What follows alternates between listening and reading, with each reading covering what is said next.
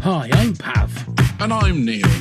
And welcome to the Top 10 of Anything podcast. Let's start the countdown. 10, 9, 8, 7, 6, 5, 4, 3, 2, 1. Now, as a species, humans are curious just by character. This is portrayed no more by us wanting to know every juicy detail of famous and infamous people and events. Hence, the biopic has been a genre of movie that has enthralled, shocked and entertained since images were put to celluloid. Now, Hollywood has a way of bending facts and circumstances, but the biopic has provided some of the greatest movies of all time. Here's Neil with 10 biopic facts. Well, if we can call them facts, but I thank you very much, Pav. So what I thought would be more interesting, because obviously a biopic has all the facts in it about the person, would be find out what the most successful biopics were. Now, I'm quickly going to ask you guys, is it biopics or biopic? Biopics. Okay. I looked this up like just now because in my head it was both. So Right. biopic is what I saw, biopic. Okay, so here's the 10 most At least they're successful... American. Yeah, I'll take that. We'll as all be well. American tonight then. So here's the top 10 most successful biopics in. So at number 10, we have The Blind Side, released in 2009, and it made $309.2 million. Hey, this is not a test. This is rock and roll. At number 9, A Beautiful Mind, 2001 was released, and that made $316.7 million. They pay to see Elton John. At number 8, we've got Green Book, released in 2018, and that made $321.7 million. Sorry, folks, but I just can't do this song anymore unless she's gonna marry me. At number 7, we've got Schindler's List, released in 1993, and that took $322.1 million. Pull the string! Pull the string! At number 6, Catch Me If You Can in 2002 with $352.1 million. Thank you very much. At number 5, The Wolf of Wall Street, released 2013, that made $392 million. I'm Spartacus! I'm Spartacus! I'm Spartacus! I'm Spartacus! I'm Spartacus and so's my wife. At number 4, we've got The King's Speech, released in 2010, and that made $427.3 million.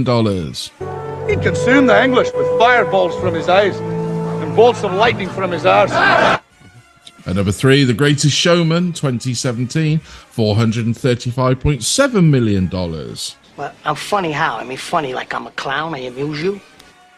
At number 2, American Sniper, 2014, made $547.4 million. 'Cause I ain't going nowhere! And at number 1, Bohemian Rhapsody in 2018 made $910.8 million. I'm not an animal! Yes, that great bit from Bohemian Rhapsody where he shouted, "I am not an animal." Yeah. Hello, everyone, and welcome to Top 10 Biopics. It's biopics, not biopics. It's biopics. And we know that because we spoke to an expert who is our guest. It's Top Head Lindsay. Yay! Yay! She's back. She's back. It's so good to see your lovely face, Lindsay. How are you doing? Doing great. How are you guys?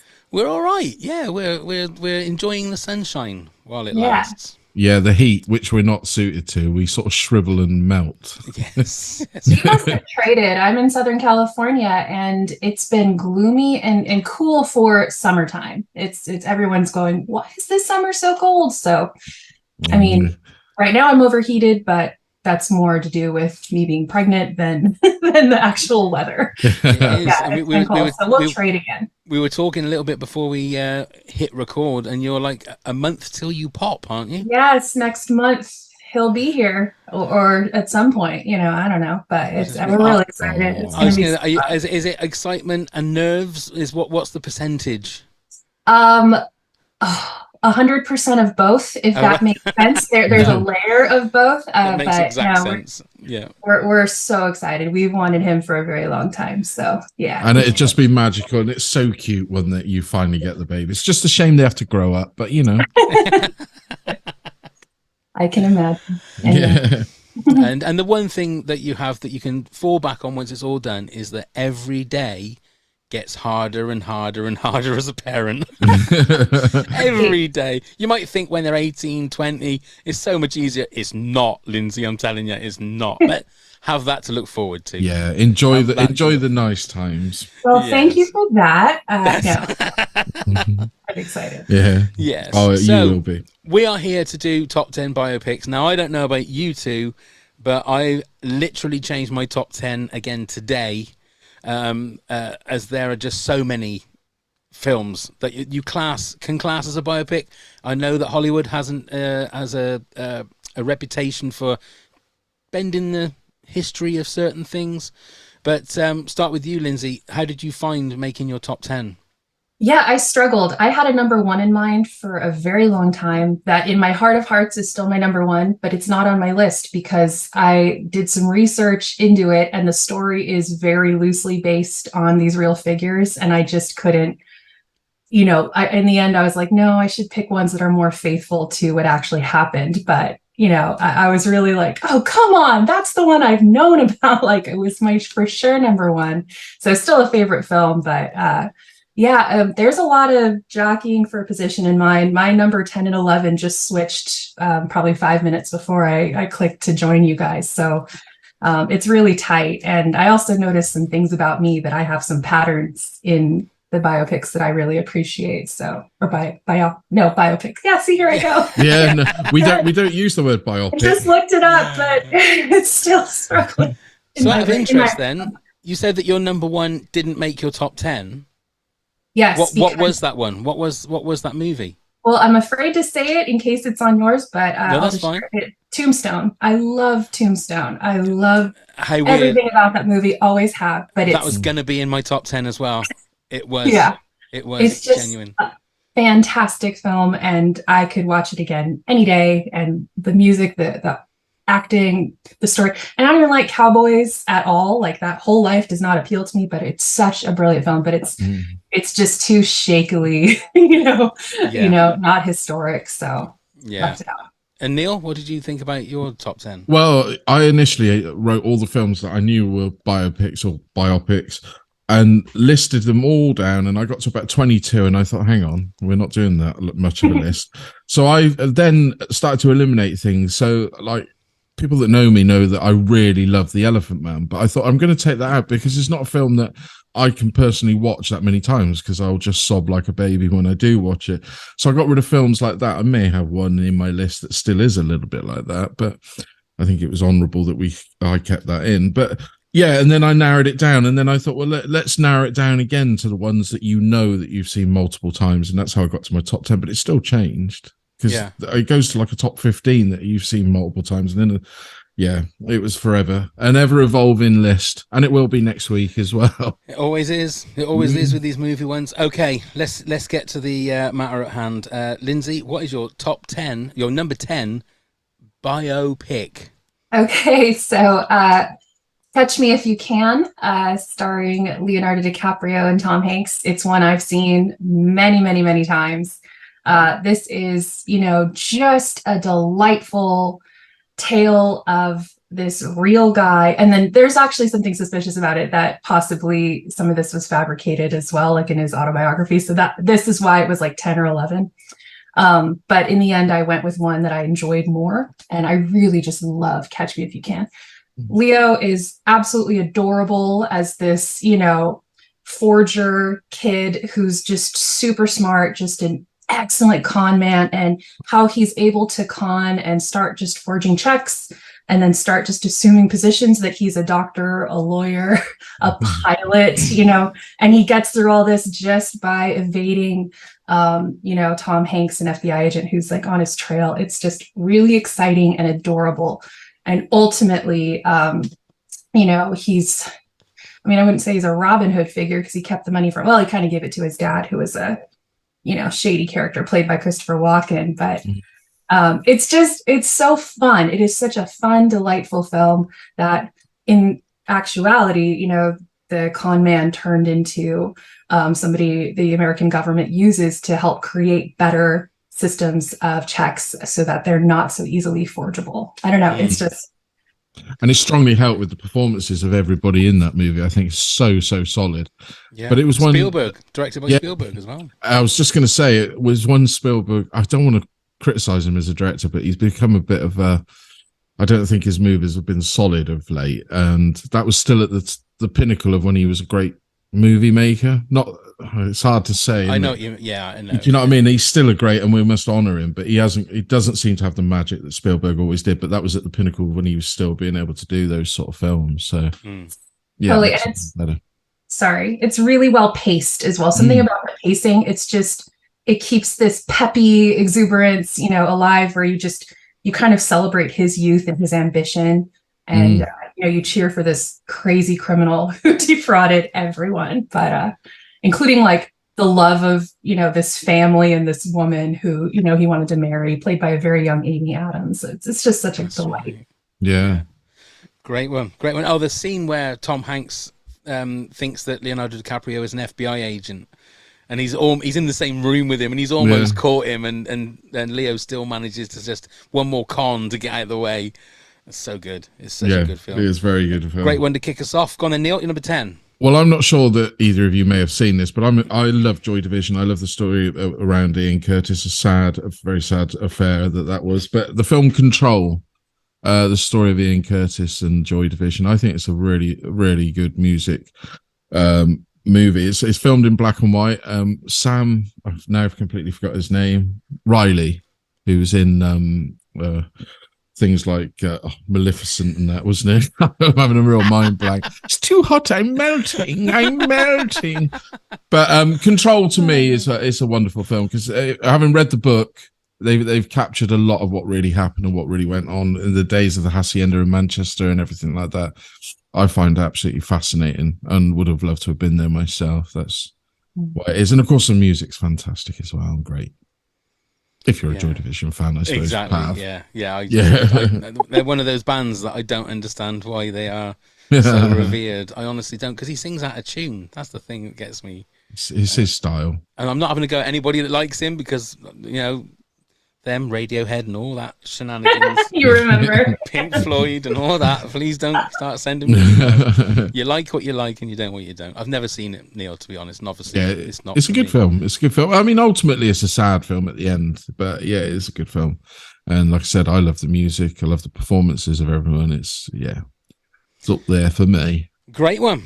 Okay, my number 10. Now, this was one that crept in today, actually, and it is Legend, which is Tom Hardy playing both Cray twins, and it should be in my top 10 just for Tom Hardy's performance. I know, Lindsay, do you know anything about the Cray twins? No, I vaguely remember this movie being advertised. So yeah, tell me what's going on. They were basically gangsters in the East End of London in the sort of late 50s and 60s. And they were twins, primarily in the 60s, but they were twins. And Tom Hardy plays both twins. And again, how accurate it is. They sort of make them out to be a little bit like lovable rogues. They're sort of like the heroes of it. They were vicious, violent gangsters, but then they fought. Again, you're talking about Robin Hood. They were sort of a little bit in the fact that they loved their mum. Their mum was the apple of their eye, and they were the apple of their mum's eye. But they were very, very violent too, I suppose, to their kind, if you like. Well, not always. I mean, they intimidated shopkeepers for their own protection racket. That is true. I mean, you don't see that in the movie, but they were also, they were very very troubled. But Tom Hardy in the movie is fantastic. And who was the guy that was in? Who was Elton John? Taron Egerton. Taron Egerton's in it, as well. what's his name? Christopher Doctor Eccleston Who. Yeah. is in it. There's a lot of people that you recognise thinking, oh, I've seen him in Harry Potter. Oh, I've seen him in Game of Thrones. There's a lot of people that round out the cast. But just as a tour de force from Tom Hardy, it's a fantastic... Again, I would say 90% of my movies are not historically accurate. That's for biopics. They're just not. So a lot of biopics aren't. Yeah, there, we'll take it for what it is. But it's a great movie. Did you ever see the Kemp brothers play the Krays? I did. Yeah, I went to the cinema and saw that. Actually, I went to the premiere. Did you? Yeah. Did you? Yeah, I did. Yeah. I think this is a better Cray movie. Yeah, I was just going to say, but factually, that one was more factual than this one. If you know what I mean. Yeah, I think so. Yeah, it's a weird one because I find the Krays very interesting. And when I was years ago in the very early 90s, I was doing my dissertation of English. I decided to do the culture of the Krays and why they were so revered in the East End of London. I mean, they loved them around there. And the person that I knew from college, his gran, knew the Krays, and they were wonderful. They always paid for my shopping. They always let me go to the front of the queue. We could leave our doors unlocked. So you had that side of it. They were romanticized, but obviously they were vicious bastards. And I managed to write to Reggie Cray. Did you? And I've still got the letter framed in my loft. Yeah. Really? He did answer. He never spoke about any of that side of it, but just, yeah, he was a charming man in the letter. Let's put it that way. Can I ask what kind of era was their heyday? I mean, obviously he's still alive. 60s mainly. Okay. Yeah. It was, I suppose it was before the more sort of drug-induced gang warfare and the gun gang warfare, even though they used firearms. It wasn't primarily all that. It was what they say, the golden era of gangsters, but just as violent, really. Yeah. Okay, great. I didn't realize that you were pen pals with Reggie Cray, Neil. No, we had one letter, and it was all from... Don't give me that rubbish. That you got to your loft and there's a shrine to the Krays, isn't there? You're best friends. We were. Friends. Yeah, I served time with him. That's what really happened. What it was? Yeah. No, he was in prison, and I just thought, well, if you don't try for your dissertation, you don't get. And he replied. There you go. So... Okay then, Lindsay, you're number 9, please. Who have you been pen pals with that's had a biopic? I haven't, because the featured person here passed away, but I really love The Theory of Everything with Eddie Redmayne and Felicity Jones. I saw it in the theater, I think twice, which, when that movie came out like 10 years ago, that isn't something I did a lot at that point. It was kind of doing that more when I was in my 20s. Aging myself here, but I really found when I was looking at this list, especially when my list had like 25, I was like, wow, I have a lot of scientists, mathematicians, like incredibly brilliant people on here that have some sort of affliction or problems. Like, wow, this is interesting about me. But I just loved that film. Stephen Hawking, he's just portrayed so beautifully by Eddie Redmayne. And really, it's almost more about his wife, Jane, who, it's kind of, it's about both, but, it's like their love story and how she supported him as he gets ALS. And I just thought the whole thing was beautifully shot. And I love it when, anything in STEM, science, math, engineering, is somehow portrayed in a way that makes sense to me. I don't think I'm an idiot, but definitely, much more on the English humanities side than the science, technology, and math side. And yet I love that stuff. And so I really appreciated how it was able to portray everything that he was writing about, or, whatever was expressed in the film, just in such a beautiful visual way. I just think it's a brilliant film. It's one I would rewatch, most days. I think it's lovely. He won the Oscar for that, didn't he? Yeah. He won the Oscar for that? Yeah. And deservedly so. What a performance. Yes. Incredible. Just absolutely incredible. And then the idea that, even though in the end they weren't together, like their love endured in a way, like, it's always an act of love, whether or not they're married. It is just beautiful. And so anyway, I just really, really love that film. And then didn't he end up with the nurse? He did. Yes. In the end. And wasn't there some kind of trouble or something when that she was beating him up, or he was beating her up? Oh God! Shut up, Fred. I don't think that's in the film. It's not in the film. Yeah, I think it was something that happened afterwards. But it's cinematic. Loads of stories like that came out. Like when he famously visited a strip club, didn't he? Oh, did he? Yeah, you can find the pictures of him surrounded by the ladies. Oh, It's goodness just like, me. okay, crikey, blimey. Fair play. Didn't see that in the movie, did we? No, it probably didn't fit that. Yeah. They're trying to show. You know what? Good for him. Do your thing. Absolutely. Like, why can't a person with ALS go to a strip club just exactly? Now, if he's married at the time and that's not appropriate, then but what a player! Hey, he might have been on a stag. He might have been on a stag do. We don't know. He might have been. But, go on, Neil. Oh, you're number 9. Sorry. So my number 9 is the Elton John Rocket Man. I've got to put it in there. I fell in love with this movie when I first saw it at the cinema. I subsequently went back and watched it again. Now, again, we know that things aren't factual in it, but they sort of came out at the same time, Bohemian Rhapsody and Rocket Man. But I thought Rocket Man totally outshone Bohemian Rhapsody. You know, it wasn't afraid to tackle the subjects that were there to be tackled. You know, they didn't sort of gloss over it all. And Taron Egerton as Elton John was just superb. Sang like a dream. Yeah, and I just think it's a remarkable movie, and I'm looking forward to seeing what the people that have done to Rocket Man, aren't they doing the one with Ozzy Osbourne now, the writers and everything like that? So I'm intrigued to see what they're doing with that. Yeah. Okay, and what's that called? Bat out. No, that'd be Meatloaf, wouldn't it? Oh, it'd be Meatloaf. Yeah. Bat in my mouth. I don't know. I don't know. All right. Okay. Bark at the Moon, maybe. Oh, that'd be good. It's just going to be called Ozzy, isn't it? It's got to be just called Ozzy. Crazy Train? No. Yeah, could be Crazy Train. Actually, that would be good. Or Changes. Yeah, but people might confuse it with Bowie. Well, yeah. There you go, see. Yeah, I mean, I enjoyed Rocket Man, I must admit, but I did think it felt more like it should be a stage show. Yeah, that's what I loved about it. I loved it was a musical rather than a musical not frightened to tackle the subjects that are there to be tackled. Yeah, I completely agree. And I think Dexter Fletcher did such a good job. He did. He's becoming quite a director. A director, isn't he? Yeah, absolutely. Okay, my number 9 is Papillon with Steve McQueen and Dustin Hoffman. And this is one of the movies I can remember as a kid watching and thinking I shouldn't be watching this because there's lots of like nasty. I mean, I remember the one thing I can remember is being a little kid and watching. I don't know if you. I'm assuming you've seen it, Neil. Have you seen this, Lindsay? I haven't. I'm sorry. Haven't.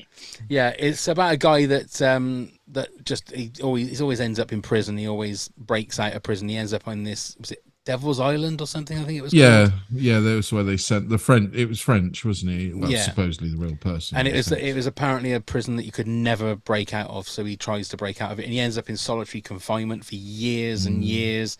And it's quite harrowing. Steve McQueen is just amazing in it, and it's a young Dustin Hoffman in it as well. And it's weird in places, but it's just very harrowing in places. He visits a leper colony. And he's trying to see if he can stay there for a little bit, and the head of the leper colony is smoking a cigar and gives it to Steve McQueen as a test, and Steve McQueen takes a few puffs on it, and the guy says to Steve McQueen, "How did you know my leprosy wasn't contagious?" And he says, "I didn't. He was just trying to pass the test." But I would have they did a remake of it with Charlie Hunnam, and Remy Malek. And it wasn't the same. I think because I love the original so much, it's like it can only be Steve McQueen. I can't think of anyone else that could play him. So I would thoroughly recommend you having a look at it. If you want to see something really harrowing and it's really going to disturb you, Lindsay, maybe then not by all means, before the pregnancy, before the birth. I'm gonna wait a little bit. Okay, just kind of trying to stay in a nice even keel. Yeah, maybe wait a few months. Yeah, I mean, it was brave for Steve McQueen to do it because it's different to anything you've seen Steve McQueen in before. You know, like Pav said, it's gruesome, it's a bit harrowing. But everybody I knew at my age had seen it too young because I'm sure they put it on telly too early. Oh yeah, that's when I remember watching it. It was on it was a Christmas time or something. You know, watching people getting eaten by alligators or crocodiles or whatever. The beheadings left, right, and centre, wasn't there? Yeah. It's but I would thoroughly recommend it. Okay then, Lindsay, your number 8, please. All right. So Hidden Figures, which came out a few years ago as well. So this is just a delightful film, start to finish. It's basically about this I mean, not secret, but kind of before this, I don't think it was very well known, not taught in schools, not, a major historical thing, and it should have been. There's a team of female African American mathematicians who basically helped get the first American in space in NASA. Without their calculations, it could not have happened. And so there was a memoir or a biography first, and then they made this film, and it stars Taraji P. Henson, Octavia Spencer, and Janelle Monáe, and they are like so delightful. Every scene with them in it is just, and it's most of the film, their story, they're just, you can't take your eyes off of them. They're delightful, interesting characters and real people who, revolutionized so much of, like engineering and mathematics in NASA and for America. I really, really just thought phenomenal. And I was like, again, I grew up going to schools, never knew that, African-American women were like the key, like people behind, these tremendous achievements. It's always the white man that's shown. And I loved how this movie kind of dispelled all that and just said, hey, it takes a team, and really the smartest people in the room are the people that were overlooked for a very long time. So I just loved it. I don't know. Did you guys see this one? I've only seen it once. Yeah. I have. Kevin Costner's in it, isn't he? Yeah, he is. Yeah, and I can't believe I've still not seen this movie. So I need to make sure, because I've seen clips of it on TikTok or YouTube and stuff, and it looks great. And I just have not got around to watching it. So I will make sure I do. It's it's one of those movies that you start watching and you get hooked straight away, and you're in and you're invested, which is always a great thing for a movie. But also, it's just so good that because of this movie, it corrected the facts, right. Made the fact and the fact that it took so long for these people to be recognized is almost a shame. Well, it is. It's a total shame. And again, I feel stupid for my ignorance, not being aware. And even the title Hidden Figures, it's like, well, then how many more hidden figures are there, exactly. driving so much of our innovation and the foundations of our society. So I don't know. I just think the whole thing is so inspiring. I'm a teacher. It doesn't really fit with my curriculum, but I'm like, man, this should be shown to every student just to, open up, this idea that, it's not just straight white men who rule the world, But, yeah. I do feel the same as you're a teacher. I feel you should show your pupils Papillon as well, just to just scar them. Great. Yeah. Thank you for the job security. Yeah, that's okay. Got a Neil number 8.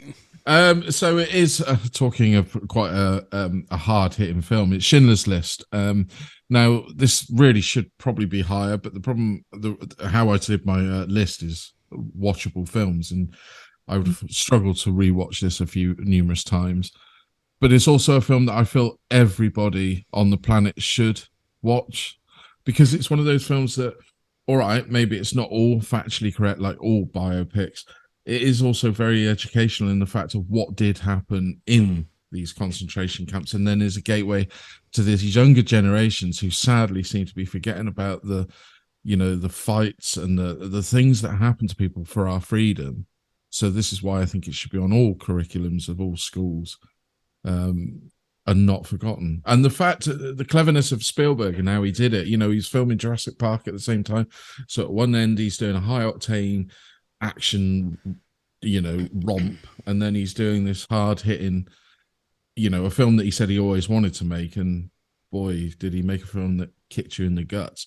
First film I've ever been to as well, where when it ended and the credits rolled, nobody moved until the credits finished in the cinema, which I found quite remarkable. There we are. And a moment's silence there. Yeah. Because no one really knows what to say. Well, no, you don't. But you? no, it makes, yeah. To me, that's a perfect thing to give to, your young children, not young children, but your young adults coming up and need to still remember what, atrocities, learn from the past. Yes. Don't hide the past, learn from the past and correct the future. That's how we go forward. What we're capable of, right? Yeah, yeah. The reason it never made my top 10 was for that reason that you said, Neil, is the fact that it's not a movie that you can rewatch. I think I've seen it probably twice. I mean, I think I've said it on this podcast before. The first time I watched it as a double bill with that and Philadelphia. Oh, that was a God. cheery Yeah. afternoon. I mean, Oh man. we laughed so much that night. Yeah, pictures of you two skipping out the cinema. Oh my god, it was with my Who brother. set up that double bill? My I know God. it was just that we watched a movie in the afternoon, and we said, "Should we go and see something else in the evening?" Yeah, go on then. And I think Schindler's List was the next one that was also thought it's a stupid thing to do, but yeah, it's a great movie. Yeah. So my number 8 is one that you mentioned, Neil, that you didn't put in your top 10, and it is The Elephant Man. Yeah. It's been a long time since I've seen this, but this was one of the first films I thought of when I thought of a biopic, just for the fact of how hard-hitting it was when I remember watching it for the first time. And the one scene, as much as like John Hurt as John Merrick, is just it's touching, but it's frightening, and it's cruel, and it's beautiful all at the same time. It's that one scene of that one shot of the camera just fixed on Anthony Hopkins' face, and it's like you can see his eyes just welling up and like tears just dripping down his face. It is just heartbreaking. It really is. And I again, the 3 I've done so far, well, the 2 of them are not exactly laughing. They're not all laughs, but it kind of, it's all about looking at the human in everybody, no matter what they look like and who they are. John Hurt, just amazing, absolutely. Oscar winner though, wasn't he? Oscar winner, but yeah.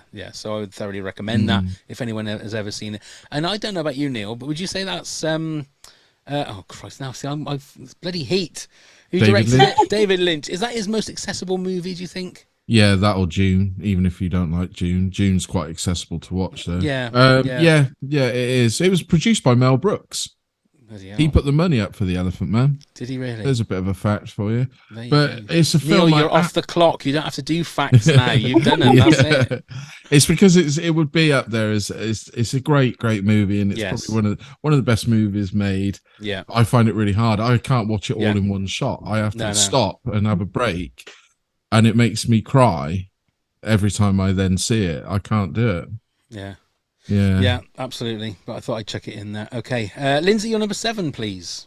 Well, you just shared some really dramatic films, so mine's not as much, but this one is Walk the Line. It's the story of Johnny Cash.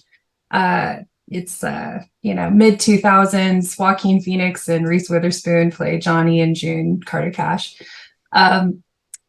So this movie really resonates with me because up until that point, I was little rock girl and very much didn't want to entertain the thought of anything slightly country. And this movie turned me on to Johnny Cash. I don't know why I saw it originally, but I've rewatched it many times. It's my favorite film with Reese Witherspoon in it. She's great, but she's not really my taste. But in this, I thought she was phenomenal. Her voice was great. His voice was really great too. And then, of course, after the soundtrack for this, I went back and started listening to old Johnny Cash and become a fan. And then I've opened, that kind of opened the door to some other older country music. I really don't like current modern that much, but I really like the older stuff. So I just think it's, it kind of follows the same trajectory of like famous artist film, where, they get some fame, you see their ascent, you see the, the love, then the drug addiction and the recovery, there are so many on my list that didn't make it that fit that trajectory, but I just think this film does it really, really well. It's so watchable and so fun. That's the story of Neil's life as well. What's that? What? Walk the line? Yeah. I can't bloody walk anymore. Don't rub it in. Oh, that's so mean. I didn't mean that joke by that. I was talking about the up and down and the drugs and all stuff like that. I didn't even think about the pun of walk the line. Sorry. That just I only jest. I can walk. Of course I can. I've got crutches. Yeah. But I agree with you, Lindsay. I think it's a great biopic. I really do. And Reese Witherspoon's never been better, like you said. But do you think that film brought back Johnny Cash? I'm not saying he went away, but it brought him back to a new audience for sure, didn't it?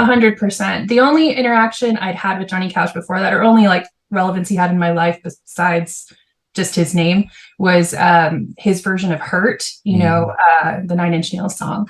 And that, was brilliant. And that video is just so heartbreaking and Yeah. lovely.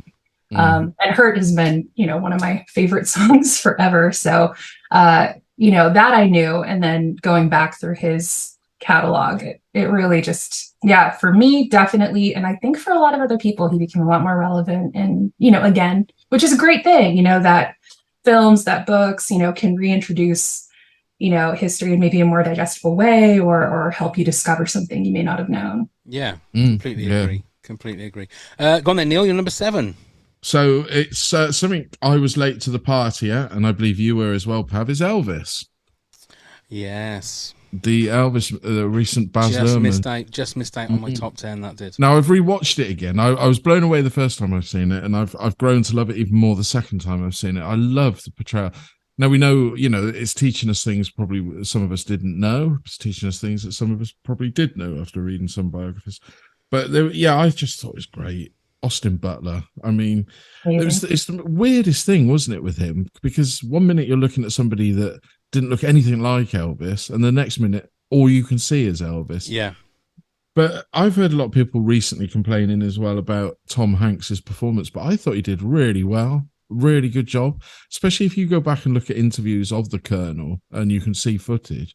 He sounds so much bloody like him. So the fact that people are, I don't know. But anyway, I love the fact they use modern music in situations, that's Baz Luhrmann for you as well, though, isn't it? Yeah. It's such a buzz. You can see from the first few frames, you're like, oh, here we are. I mean, it's very clear his style. You're in a comfort zone, aren't you? But I just love it. I think it's one that's going to be around for a long time. That final scene when he sat at the piano and then it just naturally clicks over to the actual footage of Elvis. Yeah. And you have to just look. Hang on a minute. Oh, that is Elvis. Yeah. And it's I was sobbing at the end of the movie. I genuinely was.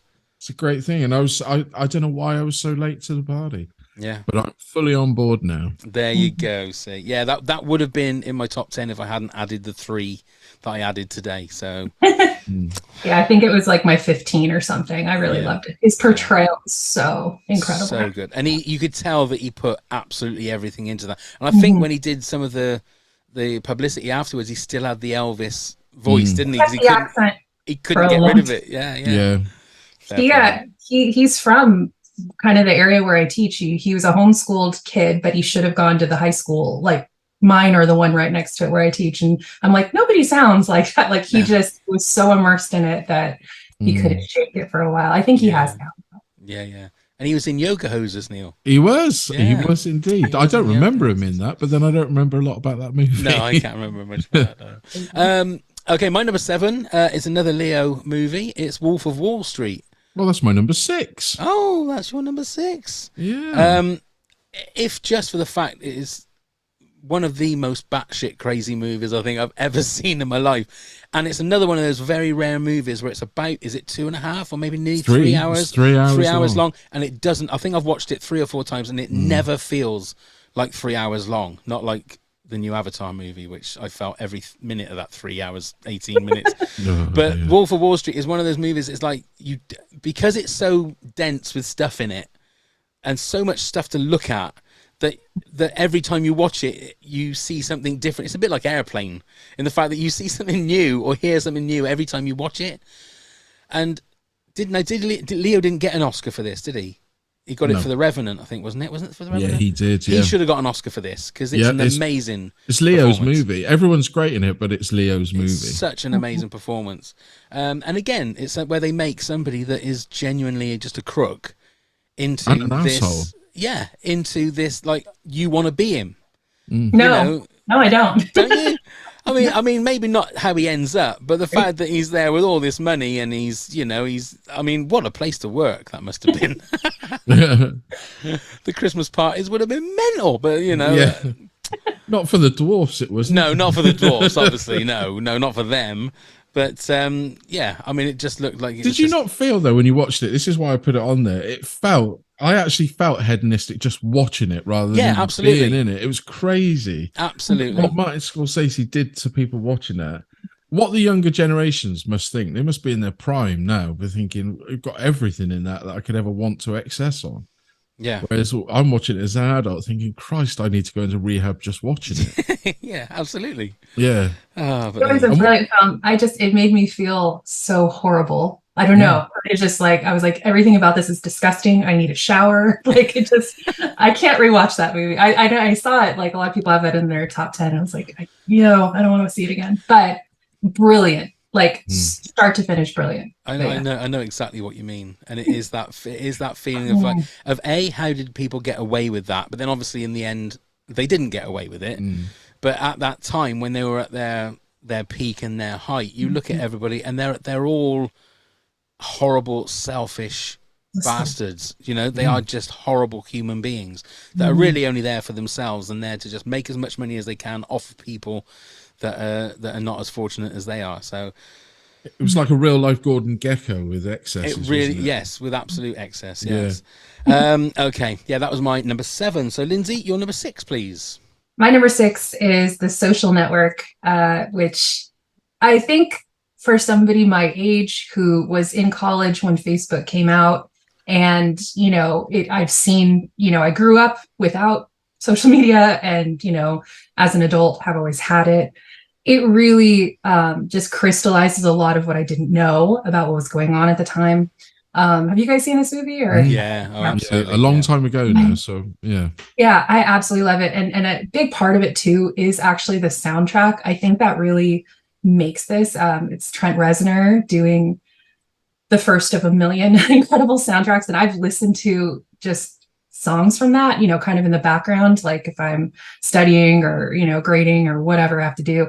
Like it's in my brain and will always be. So just the sounds of this film, I'm really connected to it.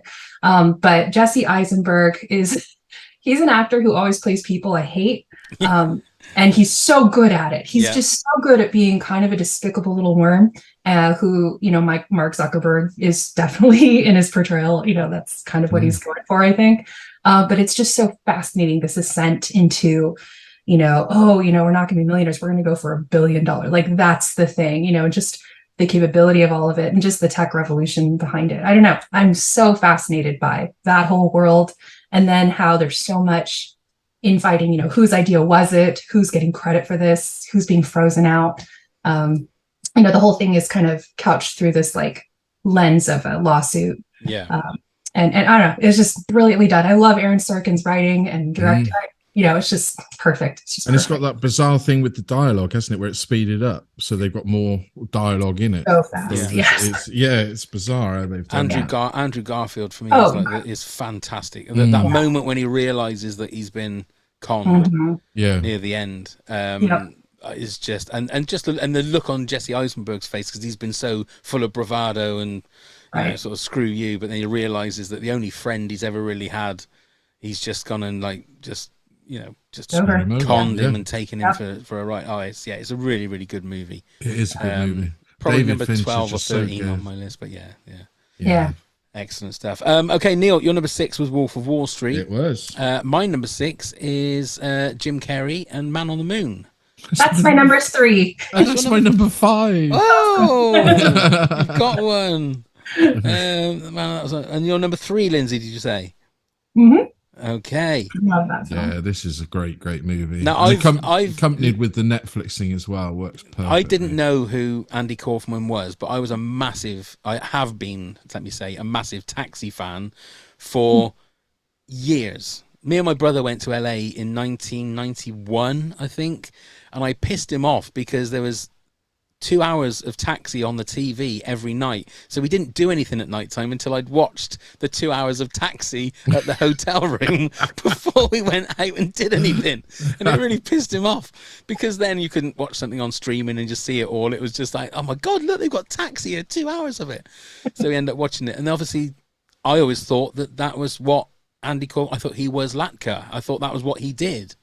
So the first time I saw Man on the Moon, because I love the music, because obviously the REM song and stuff. And I thought, oh my God, there's more to him than just thank you very much and all that kind of stuff. And then I sort of delved into all of his stuff and the stuff with the Mighty Mouse and the wrestling and and going on was it David Letterman, where they ended up like having a fight there as well.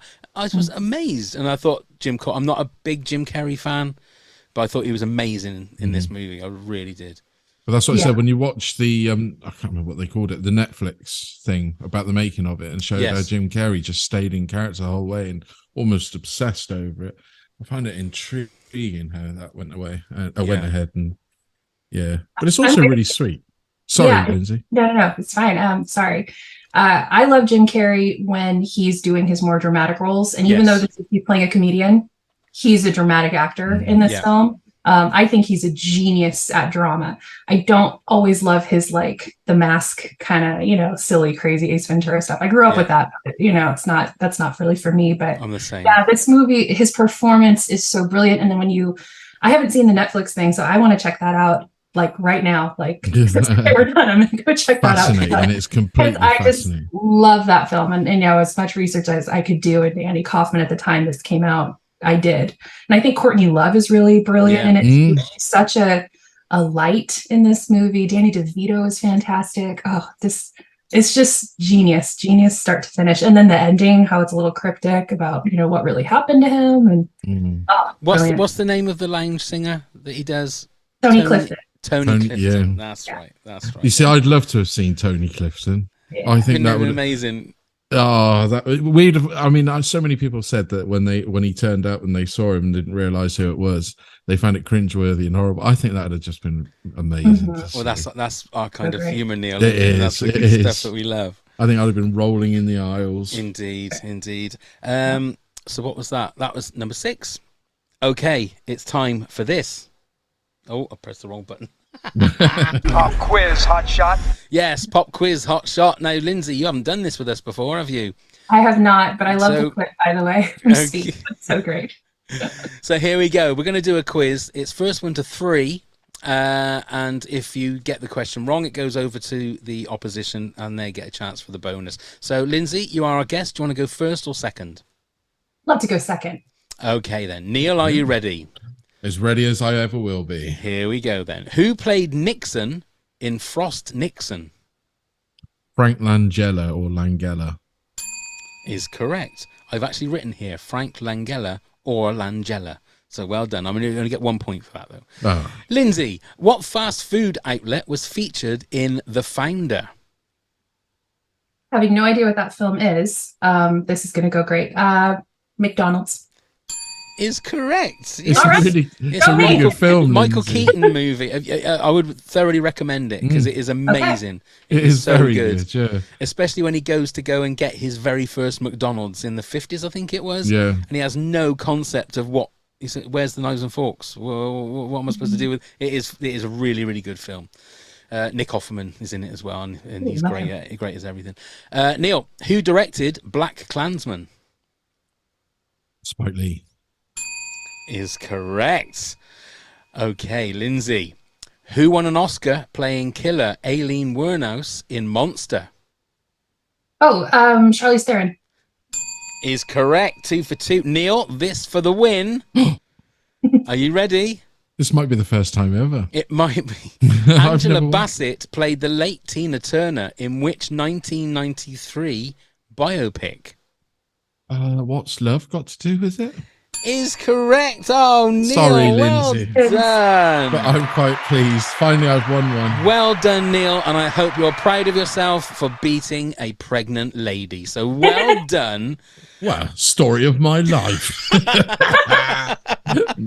No, I jest everybody before you start complaining about something else. The emails start rolling in. Oh, well done, Neil. Unlucky there, Lindsay. I mean, your next keep going. Yeah. Your next question would have been: Raging Bull is about which title-winning boxer? Yeah, I would have not gotten that because you would not have gotten that one. Would you have gotten who plays Lee Harvey Oswald in JFK? No, I also should have. I am suffering from pregnant brain. I cannot recall names, dates, everything I'm saying. I've typed out who the actor is, what character they played, because it's just not coming to me. So you did really well for the first 2 then. Well, it was a guess, and then one movie that I did. Well done. Neil, do you know those 2? Jake LaMotta. Is what correct. was the other question? Who played Lee Harvey Oswald in JFK? Gary Oldman. It was Gary Oldman. See, this was absolutely yours to win. You did not. You there smoked you the pregnant woman, not just. Oh, bless you. No, I fall at your feet, Lindsay. Oh, dear. Okay, then. Right, back to the actual work in hand. So, Lindsay, your number 5, please. Okay, this film is so incredible if you haven't seen it. It's Frida, about Frida Kahlo, starring Salma Hayek and Alfred Molina. Have you guys seen this one or no? I haven't. A long time ago when I was still manager of Blockbusters. That's how long ago. It's a 2002 film, and it's Salma Hayek's, like, at the time it was a movie she was desperate to get made. And unfortunately, she had to deal with some Harvey Weinstein harassment in order to go through that, which is really awful. I was like, oh, there's such an ugly side to this. But it is, you know, I'm Southern California girl and have grown up around a lot of like Mexican art, Mexican American culture, all of that. And Frida Kahlo has been like a major influence around here. And so this film really kind of explains what's going on behind, you know, the artist, you know, behind her paintings. She lived a life of incredible pain. She had, you know, some issues when she was younger. She had a horrible accident when she was 18. So she always had back pain and, you know, always, you know, just suffered, man, her whole life. But she has this adorable spirit. Salma Hayek portrays her in just the most delightful way. And what's interesting is the film is shot beautifully, and then it's intercut with different little animations for a while, and then these weird little expressions of her art where Salma Hayek has like a painted face and it looks like she's in her own art. I mean, it's all just really well done and really beautifully done. And oh my gosh, if you haven't seen this film, Pav, I really do think it's worth a watch. And you just get such an appreciation for it. Alfred Molina is always good in everything he does. Everything, yeah. And so is Salma Hayek, actually. And, but I don't think she's been as strong as this ever since. No. This is her like big thing, you know. Like this is her passion for sure.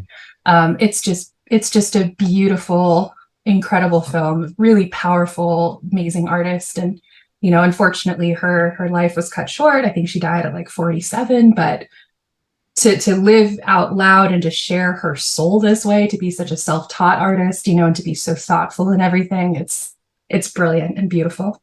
And I always remember that I'm impressed of the makeup and everything that people have. Because, you know, like Frida famously had the monobrow. Right. And when they do that sort of thing in movies, you seem to always be able to know, there's a fake moustache, there's a fake eyebrow. Whatever. But with hers, you couldn't tell. It looked genuinely real. I mean, I don't know whether Salma could grow it, but it just looked really be able to. They're more common than people. Yeah. But yeah, a little mustache as well. But it's just beautiful. And you really see her, you know, kind of shrinking, you know, with Diego Rivera, her husband. You know, he has the spotlight. He's the one who's like known, and she's just like, oh, are my paintings any good? It's like, oh my gosh, she's in a room with just a ton of her paintings, and it's like, you know, priceless art, and, you know, the story of her. So anyway, I just think it's stunning. It's a stunning. It's a great movie. It's a fantastic film, and it's a great educational film to find out about her. Right. Who directed it? Do you remember? I mean, if only there was a way we could find out. Only there was a little Google machine or something. Let me have a little look at the Google machine, shall I? It's Julie Taymor. Okay. No, yeah. I think she's the one that directed The Lion King, isn't she? On the stage show, yeah. The stage show, yeah. That's her, yeah. There you go. Yeah, that makes another one to sense. add to the list. Another one to add to the You've list. You've got such joys coming your way. I know. I just having the time to do it. That's the thing. So Neil, you said your Man on the Moon was your number 5. So my number 5 is Stan and Ollie, which was the movie that had Steve Coogan as Stan Laurel and the other guy. Riley. That's it, John C. Reilly as Oliver Hardy. Again, I don't know why John C. Reilly didn't at least get an Oscar nomination as Oliver Hardy. Now, as anyone who knows this podcast knows me and Neil, we love Laurel and Hardy.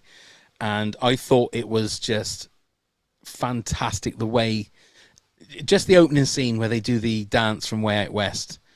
I mean, I've got a love for Laurel and Hardy that goes back to probably my earliest memories. So to see that and see how it must have looked like when they filmed it, because seeing it from like behind them as opposed to like in front of them, I lapped everything up about this movie, and I was so surprised because I really was worried when I heard that they were going to make a movie, and I thought Steve Coogan, I don't really know about, and then when John C. Reilly as Oliver Hardy, that's not going to work. But they were you could see the original people in those portrayals, and they were. I was going to say it's one of my best biopics. It's my 5th best biopic. I don't know whether you've seen it, Lindsay, but no. I'm sorry. I'm getting homework too. Don't worry. Yeah, it is a good one to see. It is. I do find in a lot of, like, if I ever listen to podcasts from America, they always tend to talk about the Marx Brothers or the Three Stooges. They never seem to talk about Laurel and Hardy in the same way. Are they just not as prevalent in the US? I mean, I can only speak for myself, but it kind of sounds like that. Laurel and Hardy as like those 3 words put together. Like, I am familiar with that idea, but I have no concept. I'm so sorry. Really? Wow. I think I read something about this, though, wasn't it? Because the fact of the Marx Brothers and the Three Stooges were replayed, much like we had Laurel and Hardy at school holidays. That's what that happened in America, and that's why it became more prevalent to them. Ah, right. Yeah. I didn't really see much Marx Brothers growing up. Three Stooges would still be on TV. Like, again, I grew up in the 80s and 90s. So even that is very far removed. I know about them more historically than like, oh, that's definitely like the comedy that's in my heart. Not at all. No. Okay. But that was definitely one of the films that kept going in and out of my top 10. Yeah. So it is a beautiful film, Lindsay. It's really worth watching. Okay, then, Lindsay, your number 4, then, please. My number 4 is Erin Brockovich. It came out when I was in high school, and I was obsessed with the story. It wasn't even just her or the film, although I love the film tremendously, but it really inspired. Actually, I did a senior project on the chemical spill. So if you don't know this story, it's she's not a lawyer, but she works for a law firm. She's very down on her luck, single mom, and she demands a job. And so they send her out to this part of California that's kind of more rural. It's not terribly far from where I live, but not very close either. And she starts to realize that by putting together that basically this power company, PG&E, has been hiding reports of toxic groundwater, the water that everybody uses to drink, to shower, and to all of that. And it's poisoned an entire town. And actually, this has been done all over the country, but specifically in this one town in Hinckley. So she becomes kind of the central figure in talking to people in this town. She's spending all this time, uncovering this horrible conspiracy, this horrible cover-up that this very powerful company has, and ultimately helps win a case for the townspeople who've been killed, poisoned, given cancer by this tremendous, this neglect by this company. What's sad is, in 2023, we still have spots in America that have poisonous water that, they have to drink bottled water and shower with that, and they can't use theirs because of, companies like this. But it kind of inspired me to really get into environmental justice and environmental sciences. I just admire her so much. And it's a very watchable film. Like, it's really well done and acted and all of that, but also just what the insidious nature behind it. It just enrages me. I'm about to be a mom, but I've had this feeling since then, like since I was a kid, like, don't hurt kids, don't hurt families. What are we doing? So how corrupt is this world? So anyway, I think it's brilliant. And Julia Roberts' first Oscar, wasn't it? Yes. I think so. Yeah. I've not seen this movie for years. Yeah. I need to watch it again because I just haven't seen it for a long time. It's Aaron Eckhart's in it too. He's super. Albert Finney is hilarious and great. It's this grumpy old guy who's taken on this, crazy lady, but ultimately they become great friends, and they're real people. Obviously, this category is, but it's just, wow, what heroes people can be. To Steven Soderbergh, wasn't it? Yep. Yeah, it was a good film. Yeah, great one. And that's your number 4. So Neil, what's your number 4? So now this is based on real people, but a lot of poetic license has been taken with the story. It's The Untouchables. Kevin Costner, Robert De Niro. I think it's just it's a great Brian De Palma film. It's a great gangster movie. Now, if you look into the facts and the fictions, it didn't quite play out as it pans. Even Sean Connery with his Oscar-winning role, the Scottish Irishman, it works so well, doesn't it? I think De Niro really puts the menace into Capone like we've never seen before on screen. Yeah. I think Kevin Costner was at his prime then. We all wanted to be the Elliot Ness. You know, his whole Andy Garcia, wasn't it, as well? Andy Garcia, and yeah. Sean Connery and I can't remember the other guy's name. But yeah, it was the four of them, and I just find it still so watchable. And one of those movies as well, where we talk about it time and time again, where it doesn't age. When you watch a movie and you know full well that it was made nearly 40 years ago, it's now still ageless to me. I watched it very recently, and I've forgotten how brutal it was in places. Oh, it's very. Yeah, and the tension, and you know, the homage to other black and white movies, Battleship Potemkin and stuff like that, with the pram going down the stairs and everything. It just brings the tension so well. Charles Martin Smith. That's it. Charles was Martin the other Smith. guy. Yeah, that's yeah. it. Yeah, De Niro went full method for this, didn't he? I think he was wearing the silk underwear that Capone used to wear and put on 30 pounds and all that kind of stuff. But I mean, that bit with the baseball bat, I'd forgotten that until I recently watched it, and you think, oh, geez, ouch. Yeah, it's vicious. I didn't put it in my top 10 mainly because of that. The same reason that I didn't want to put Tombstone in is that it's that kind of thing. It's not what I would call a biopic, but it's. I mean, well, I say that. I'm not going to blow that out of my water. My number 2, when you're going to get to it, it's the same thing. So that's a terrible excuse. I mean, it's based on a series of events that is true, isn't it? Absolutely. You know, Elliot. We all know Elliot Ness brought down Capone. We all know this, but it's just the way they've told the story. That's all. Yeah, yeah. I mean, yeah, you're absolutely right. But it's a great movie. I think that was in my top 10 greatest movies. I think. Or should have been. My number 4, and we can't have a podcast about movies without having The Greatest Showman. Now, of course, The Greatest Showman's got to be in there. This is one of the ones that probably is about as far away from the actual truth as possible, because from what I've seen on research I've done is that P.T. Barnum was a bit of a shit.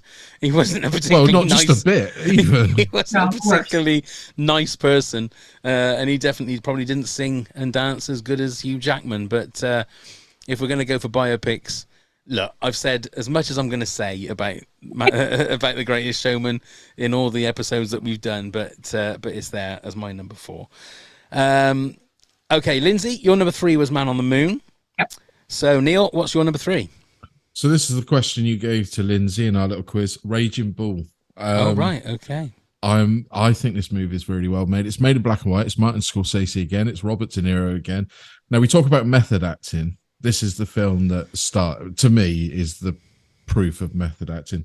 You know, Robert De Niro really did fat himself up for the end of the movie. But, it's a hard watch, yet it's an intriguing watch to find out the story of this guy that I knew nothing about until I saw the movie. Didn't even realize it was a true story. You go through right from the lows to the highs to find out that he wasn't a great person overall. But I don't want to spoil it in case you watch it, but it's nearly 3 hours long, but it's all in black and white. Joe Pesci's probably first big role. Uncomfortable subject matters, puts you uncomfortable where you want to be, but it also doesn't shy away from the highlights of what is wrong and everything in that situation. Definitely recommend. Just if you've not seen it, you need to watch it. Did he actually get properly, did he put on all the weight, or was it all padding? Did he actually? No. He purposely, if you get the Blu-ray, there's a great Cinema Classics Blu-ray version of it, which has got a great documentary. He went away for 6 months to Sicily or Italy, wherever he went, and just ate pasta after pasta dish. So is that he filmed the thin stuff first and then went and did that? Can you imagine when they shout cut on that final day of filming, and then he's got 6 months of eating? Yeah, I mean, that must be a wonderful feeling to think you're getting. Well, paid it was, but when you that. listen to the documentaries, he got doctors warning about how fast he was putting all the weight on. I know. It goes exactly imagine it. How wonderful that must be. It goes exactly the same way with Christian Bale losing all that weight for the machinist. It's the same, the opposite side of the spectrum. But I mean, I know there's people out there that don't like De Niro and don't think he is what he is, but this shows when he was in his prime and how. Yeah. He was probably our greatest living actor. I mean, he made Pacino look hammy even back then. So, the guy, let's give the guy credit. I think. Oh, absolutely. Yeah. And he's still having babies as well. So is Pacino. Or whatever, yeah. Whatever De Niro does. They're both at it, aren't they? Yeah. Just think, imagine that crash. I mean, Crash for them, and the babies are off doing what they want to do. Imagine. Just imagine. You'll be saying to their wives, time for a change, and it's them and the baby. Okay, so my number 3. Now, if I'm going to have The Greatest Showman, which is probably the movie that I've talked about more than anything in all of these episodes that we've done, at number 3, I'm going to pull it a little bit. It's not a movie, but I'm going for Hamilton. I'm going to have Hamilton at number 3 because it is. I think it's a biopic, but it's Lin-Manuel Miranda, Hamilton, the greatest musical ever. I don't. Neil, have you watched it yet? Still haven't watched it. What the hell is wrong with you, man? I know it's very naughty of me, but I haven't been in the right frame of mind. No, I was going to watch it. Actually, literally, I put it on the list, as in my list on the streaming, and I thought I'll watch it. And that was like a week before I had my accident. Oh, was it? And then I still haven't. I just can't bring it. I couldn't. My attention span's gone. Lindsay, are you a fan? I love Hamilton, and considered it for the list, but I don't know, something about it. I just was like, I'm not sure I love it as much as I love his others, but I really do. I will say I was hesitant to watch it as well, and I don't really know why, but I started listening to some of the music. Actually, a student was doing something after school and was like, can we put on Hamilton? I think I was having them arrange my books or something. I was like, whatever, we can listen to that. Like, it was just the music. It wasn't even that, but that helped me kind of come to it. And I think some of the women and their voices are just tremendous. Like, some of those songs, I was like obsessed with the songs before I even saw the show. And then finally, we had tickets to go see it. It was like a Christmas present for late March 2020, which was right when our COVID lockdown happened. So the show got canceled. So I've never seen it live, but I've seen the Disney Plus, film a few times. It's brilliant. Yeah, and I believe they are making a proper movie, aren't they? Are they? I think they are. I mean, it's been on the cards for ages, but I think they're finally getting around to it now. Fantastic. But I will. I promise I will. I'll surprise you. Yeah. I'll suddenly go, yep, I've seen it now. And I mean, Neil, the things you'll do to not watch Hamilton, I mean, break your knee into places. It's crazy. Just say you don't want to watch it. That's all you got to do. I will do a couple of the songs first. I would really do that and just see, is that something intriguing to you? I don't know. That worked for me because I was like, gosh, it's going to be like a 4-hour thing. Who has time for this? But it's awesome. That was the weird thing, is that I knew nothing about it. That was the trouble. So I went into it sort of like, okay, come on then, let's watch it. And then as soon as it went dun dun dun dun dun dun, I was like, oh my god, I'm in. Oh my god, I don't believe it. And I'm not a rap fan. I don't like that kind of music, but I was just enthralled because it was a history lesson as well. That was the thing. It wasn't just that it was great songs. I was learning about all this stuff that I had no idea about. So it's a great thing for that as well. So. And I'm a huge musical fan, Lindsay. You are, Neil. You are. I should watch it. I really will. Okay, then, Lindsay, your number 2, then, please. Okay, so my number 2 and my number 1 switched 1,000 times, and in an hour I probably would switch them again. But I picked A Beautiful Mind, starring Russell Crowe. I actually started rewatching this on my phone as I was getting ready today. I was just like, I'll just get back into it, and I was like, oh my god, is this film so good? It is just stunning. So he plays a mathematician named John Nash, who is so beyond brilliant. I mean, I don't know, should I spoiler? Yeah, we're doing spoilers. Okay. No problem. So ultimately he he's this brilliant mathematician in Princeton, and then goes to MIT, and then it becomes this kind of spy film because he's being like recruited, by this very shady character played by Ron Howard, who's also the director, to, unlock, this cryptography thing, basically prevent a big Russian mobile bomb somewhere in America. And he's all like paranoid about it. He's married at this point. And then it turns out it's all in his mind. He's schizophrenic, and he's been imagining people since his college days, including Paul Bettany's character, who's like his roommate at the time, who'd never existed.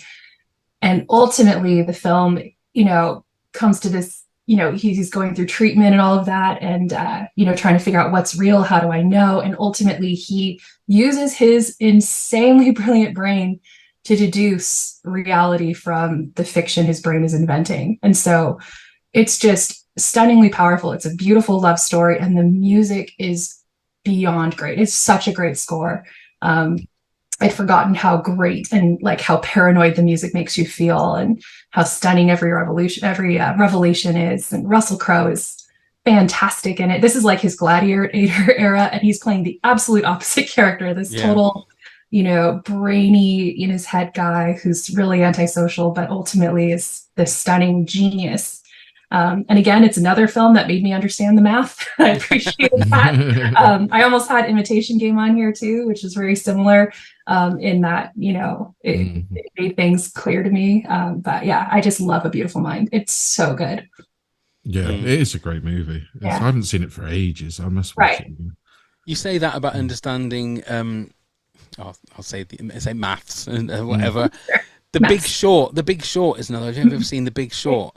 I have absolutely no idea what's going on in that. And even having Margot Robbie in a bath, drinking champagne, explaining to me certain bits of it, I still don't. But I am fascinated because it's like they're talking a different language. Yes.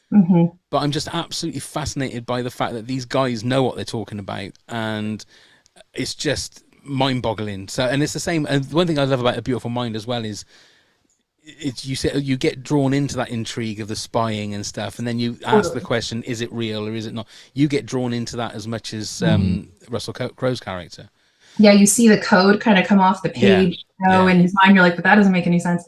And then there were certain things, I was looking it all up this morning, and every hallucination he has, every person who's not really there, you hear them first before you see them. And that was intentional because his hallucinations were actually auditory. Every time he had a revelation about something, mathematical, it showed up like a flash. That was something that, was really intentional too. I don't know. It's really clever. Smart and really clever and very, again, watchable and interesting. And the script is awesome. It's just so good. It sounds like a really boring film. It is the opposite. I just loved it. Yeah. I can remember seeing it at the cinema and being blown away because we weren't all sure about it. And very, very sort of moving as well, with his family. Jennifer Connelly, wasn't it, his wife? Really touching. And ultimately, love is kind of what helped him figure out, because he was on medication that was taking away his ability to think, to perform with his wife, to be a person, to love his kids. All of that was like gone when he was on the whatever drugs, I don't even know, antipsychotics, I guess. But so ultimately, he found a path in between where he reasons out the ways to make this work. And, he lived a long, successful life with his wife. So it's incredible. Great. Go on then, Neil, your number 2. So it's a Sean Penn directed movie. There you go. It's Into the Wild. I'm a huge fan of this one. I love the story of the young lad who just decides to quit the human race and go off to Alaska to live.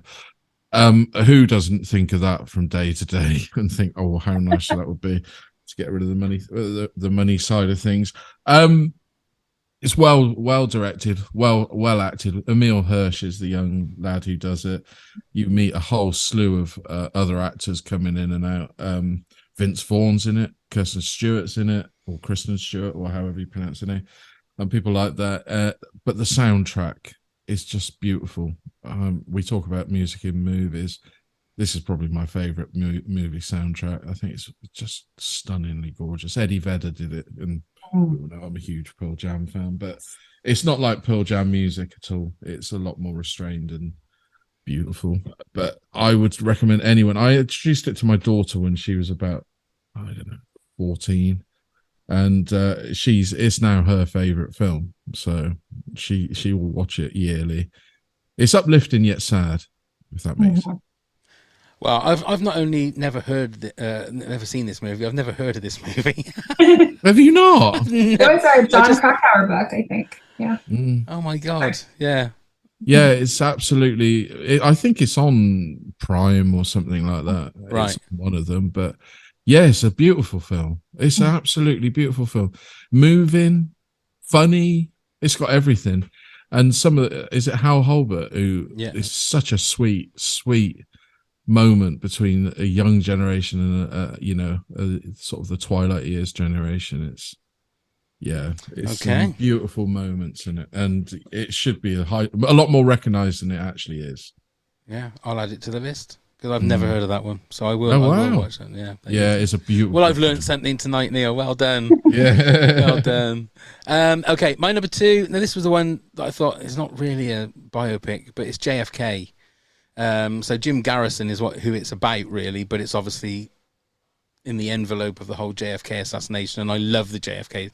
That's horrible. I don't love the JFK assassination. I wasn't, but the whole. I'm fascinated by the whole JFK assassination And the conspiracy, if yeah. you like.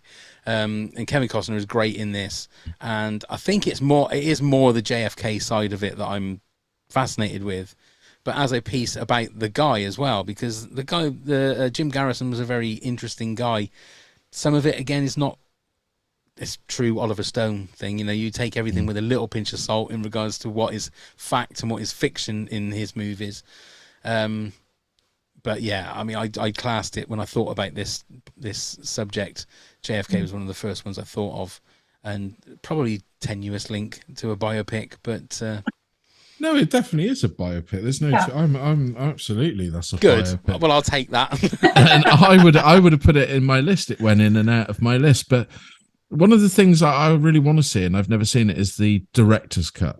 Have you seen where it the goes on? The director's cut was out on Blu-ray. Yeah. Yeah, I've not ever seen it. It's about 4 hours long, isn't it? Yeah, I did have it on Blu-ray, but then I sold my PlayStation. I didn't have anything to play Blu-rays on, so I would like to see. I'm intrigued to see that side of it. And also, isn't some of the facts that some of the forms and documents at the end of the movie they said would be released have never been released still? Yeah, some of them did get released, but I think some of the more meatier ones are still under lock and key, I think. But who knows? Who knows if we'll ever see them? Who knows? Okay, before we reveal our number ones, Lindsay, if you want to give us a countdown from 10 to 2, Neil will do the same, then I'll do the same. Absolutely. All right. So number 10, I had Catch Me If You Can. Number 9, The Theory of Everything. Number 8, Hidden Figures. Number 7, Walk the Line. Number 6, The Social Network. Number 5, Frida. Number 4, Erin Brockovich. Number 3, Man on the Moon. And number 2, A Beautiful Mind. Wonderful. Neil? So at number 10, I had Control. At number 9, Rocket Man. At number 8, Schindler's List. Number 7, Elvis. Number 6, Wolf of Wall Street. Number 5, Man on the Moon. Number 4, The Untouchables. Number 3, Raging Bull. And at number 2, Into the Wild. Lovely. And mine is number 10, Legend. 9, Papillon. 8, The Elephant Man. 7, Wolf of Wall Street. 6, Man on the Moon. 5, Stan and Ollie. 4, The Greatest Showman. 3, Hamilton. And 2, JFK. So, Lindsay, what is your number 1 biopic? Okay, so we've actually already talked about this, and I just didn't say anything. I chose Rocket Man, the story of Elton John. And the reason I picked it is because, and I know it's not unique in this way, but well, it stands out in this way. To me, I was like, that's the biopic from his perspective, from like through his lens, and I just loved that. I was like, we're seeing the world as he recalls it, as he saw himself, and yes, it is more fantasy and almost stage show, but that's what was going on in his head. And that's who he thinks, that's how he thinks of himself, and how closely he worked with the lead actor, Taron Egerton, and, the portrayal of his mother, who's just heinous. Bryce Dallas Howard is like the worst. I mean, she's excellent as an actress, playing the worst person. I just thought it was so brilliant, so vibrant, so fun. I came away feeling like, I was at an Elton John show, and, I just think it's a stunning, stunning piece of art. So I just loved it start to finish, but we already talked about it a little bit, so I don't have to keep going on. You all know how. No, you're quite right, Lindsay. And I really do hope, because as we record this, Glastonbury hasn't happened in the UK, and Elton John's headlining, I think it's Saturday night or whatever it is. Yeah. Glastonbury. I'm hoping he brings Taron Egerton out again, like he did so on the other shows, because I think that guy did such a good job, and it's a great movie, Lindsay. It's a fantastic movie. Great one. Go on then, Neil, you're number 1. So it's another Martin Scorsese movie. It's me and my love of Scorsese, but it is Goodfellas. I've read the book. I only read the book because I bought the limited edition VHS that came with the book and other props in it and the video. But I think this movie is fantastic. It's up there with one of the greatest gangster movies ever made. You know, and we're seeing it all from Ray Liotta's point of view, Henry's point of view, right from the childhood, and brings it up through. And you're invested. Well, to me, you're invested. And I've never ever bored. There's not one scene in that movie that bores me. I can watch it and it's on, and I can join it at any time. But always held for years the record of the most uses of the F word. There you go. There's a little fact for you. Until this podcast, of course. Yeah, but it's now been overtaken by Wolf of Wall Street. Oh, there you go. Good old Martin Scorsese keeps his record going.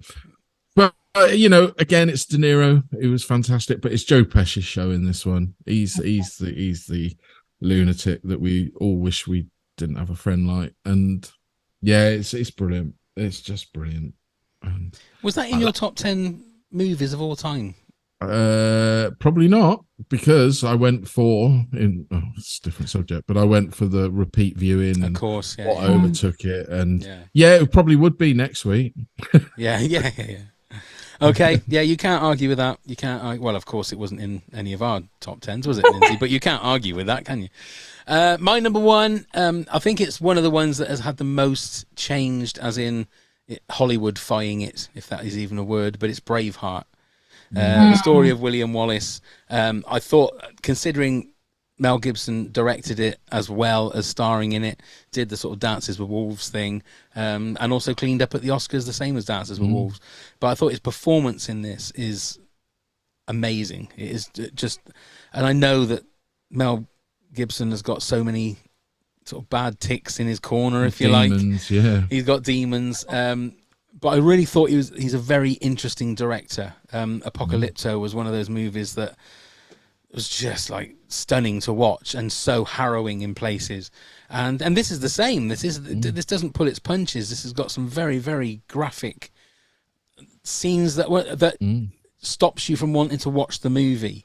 That's the trouble. There's certain scenes with like the love of his life that ends up dying. Spoilers. It's just one of those things that like it makes you not want to see the film. But again, when we do our top 10 revenge movies, Braveheart will probably be in there for me, because when he goes and starts kicking the English's ass, you want him to do it because you're well in his, you're on his side, you're in his corner, and just a heartbreaking ending. But do you think Mel soundtrack? Gibson, I was a quick question when you said that. Do you think Mel Gibson had a problem with the English? Because remember The Patriot? I don't think he likes the English now. No, like a lot of people. So yeah, this is true, Lindsay. This is true. Oh dear. Right. Oh, I've got some honourable mentions just to quickly rattle through. At Andy McEwen 1 said "In the Name of the Father" with Daniel Day-Lewis. Yeah. Stu Grant said "American Splendor." I, Tonya. My Name is Bruce. He said a cheat, but he's having it. Rocket Man, Fighting with My Family, and Man on the Moon. Stuart Turvey said Goodfellas or Schindler's List. Brandon Watson said I got to go with Blindside and Moneyball for my sports side, and Wolf of Wall Street for my party side. I watched Moneyball a couple of weeks ago. It's really good. It is very good. Really good movie. I never seen it before. Good, the Bad, and the Dudley. Says Wolf of Wall Street, Capote, I, Tonya, Saving Mr. Banks, which is really good, Legend and Bohemian Rhapsody. Jeff Flores says, hi, Pavo and Neil. Hello, Lindsay. Pananan, he says. The Wife and I love Catch Me If You Can, with Leonardo DiCaprio and America's Dad, Tom Hanks. Another great movie is Hidden Figures. And, of course, Straight Outta Compton. Nikki Dennis says some of my faves, not in any order. Black Klansman, Harriet, Selma, Just Mercy, The Electrical Life of Louis Wayne, Loving Vincent, Love and Mercy, Greatest Showman, and, of course, Hamilton. Well done, Nikki. Corinne Pastor says, hi there. Here's a few of my faves. Hidden Figures, The King's Speech, Walk the Line, and Ford versus Ferrari. Lisa Buchanan says, love The Darkest Hour. I've seen it several times. I'm currently reading The Splendid and the Vile by Eric Larson. It reiterates how accurate the biopic was. So astonishing. As a companion, I would pick Dunkirk. Cry every time I see it. Love Gia and with Angelina Jolie, probably her first intro into her acting, and wow, just wow. Sid and Nancy is another favourite, and finally Amadeus. I haven't seen it in years, but still lurks in my memory. And Jen Berg says Amadeus. That soundtrack is a banger. Sir Neville Mariner smashed it. So there you go. Neil, Well, I thought you would have had Sid and Nancy in there. I really thought that was really funny. It's one of those ones that drop in and out for me. It's a bit like the other one with Gary Oldman, Prick Up Your Ears. It's another great movie, but it drops in and out. Joe Orton. But I was going to say that I've just suddenly remembered. I went to Fort William a couple of years ago in Scotland, and they've done an honorary statue of William Wallace, and they've put the face of Mel Gibson on it. What? It's genuinely true. So there you go. We know. I just thought I'd bring that nugget up. But yeah, Sid and Nancy is a good film. I prefer Prick Up Your Ears though. Right. Yeah. Well, there you go. We've done it. That's our top 10. So, Lindsay, once again, it's been an absolute pleasure. I will say, before we say our goodbyes, we need to say hello to Hannah Graham, who is our latest Patreon top head. So, hello, Hannah. Thank you very much, Hannah. It won't be long before you'll be sat in Lindsay's seat. I mean, obviously not in her house, because that would be weird. He wants to, I guess. Everyone's invited. Everyone's invited. Yeah, you can come and do a bit of babysitting while Lindsay goes out. Thank you. I'll need a nap. So before we actually say our proper goodbyes, Neil, if you want to tell everybody how to get in touch with us and all that gubbins. Absolutely. So if you've got any ideas what you would like to hear as a top 10, do email us at toptenpods@hotmail.com. You can also message us on all the social medias, I'd imagine. If you can find us at Top 10 Pods, do give us a click, give us a follow. Come and help support the podcast at patreon.com/top10pods. You get all sorts of rewards where you could even be a guest yourself. Please do come join the fun. Check out all the links via the LINKTREE. Find the link in the show notes, and do please click, like, subscribe, give us a follow, whatever it is, on anywhere you get your podcast from. Come join the fun. Perfect. Well, that was almost perfect, Neil. Well done. Lindsay, thank you so much for your support. Thank you so much for being just a lovely, wonderful human being with another lovely, wonderful human being growing inside you. Good luck for everything in the future, Lindsay. And please come back once the little sprog has been born. Yes. Top 10 baby foods. Yes. Gross. Sprog. Love. All right. Thank you, guys. Yeah. Sorry. Yeah. Lindsay, I forgot. Yeah. That's a term of endearment in the UK. I enjoyed it a lot. Okay. So thank you very much, Lindsay. Thank you very much, Hannah Graham, for being our latest top head. Thank you, Neil. Thank you very much, Pav. Thank you very much, Lindsay. Been a joy to see you, and good luck in the next few weeks for you. Bless you. Yes, indeed. Thank you very much, everybody, for listening and watching. And let's go start the count. 10, 9.